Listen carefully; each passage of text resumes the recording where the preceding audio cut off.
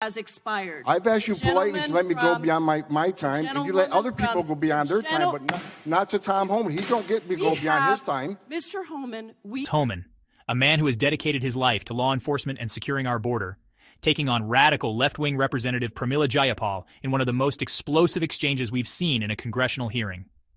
And guess what? He didn't hold back. Is there anything you'd like to respond to what you've heard today?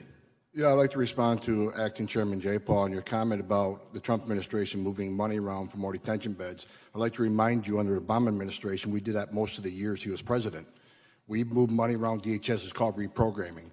We did that under the Obama administration. I don't remember any hearings on that.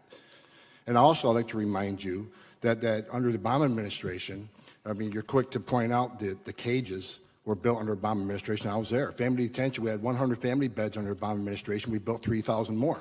So when there was a surge in FY14 and FY15 on the border, Congress was quick to give all the money we needed to build detention facilities, get transportation contracts. We reprogrammed money out of the majority of the years he was president. That was fine. Under Obama administration, FY12, we removed 409,000 people, half of what was removed last year. There was no hearings on that. So this is about transparency. Let's be factual about it. The time of the gentleman has expired. Since you did address some comments at me, I'll just say that I didn't like it under the Obama administration either. In fact, well, be honest with the American people. You can't point out faults in the Trump administration when it happened under the Obama administration. That's dishonesty. It's pathetic and it's sad. Mr. Homan, I control the time, and I am the chairwoman of the committee. Thank you for respecting that. And what did Jayapal say to that? Nothing meaningful. Just moved right on, trying to silence him again.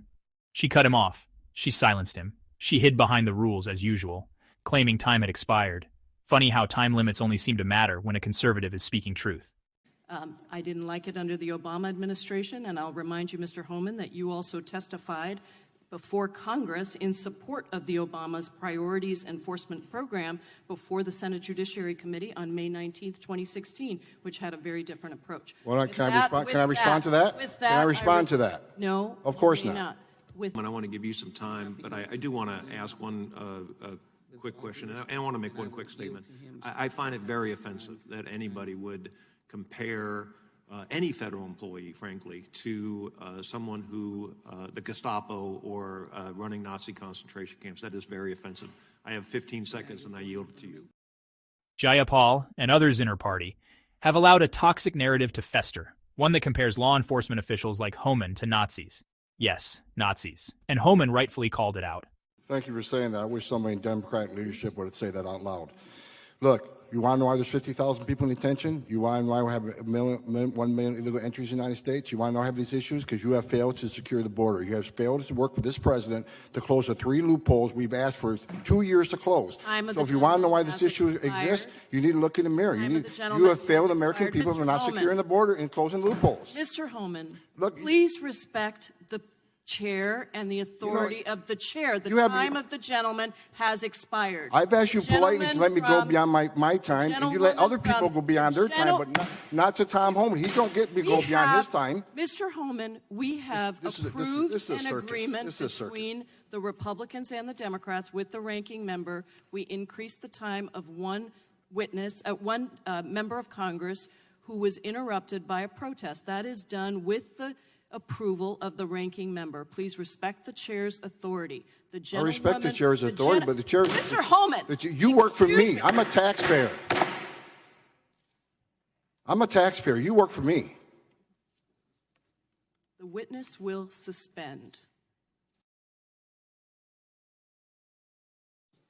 Zero tolerance was interpreted as the policy that separated children from their If I get arrested for DUI and I have a young child in the car, I'm going to be separated. When I was a police officer in New York and I arrested a father for domestic violence, I separated that father from his family. Mr. Homan, with all due respect, legal asylees are not charged with any crime.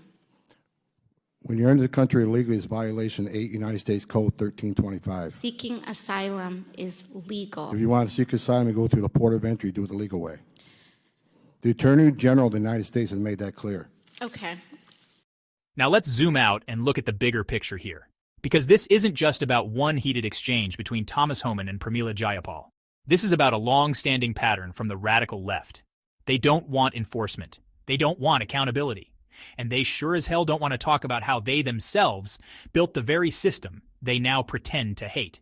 They demonize ICE, vilify Border Patrol, and slander any public servant who dares to uphold our immigration laws. But when it was their administration, when it was Obama putting families in detention centers, building cages, and deporting hundreds of thousands of illegal immigrants, the silence from the Democrat Party was deafening. Let me be crystal clear. They don't hate the policies. They hate who's enforcing them. They didn't care when Obama deported 409,000 people in a single year, more than any year under Trump, because it was their guy in the White House. But the moment President Trump actually enforced the law without apologizing, they lost their minds. They called it racism, they called it fascism, they called it everything but what it actually was: law and order.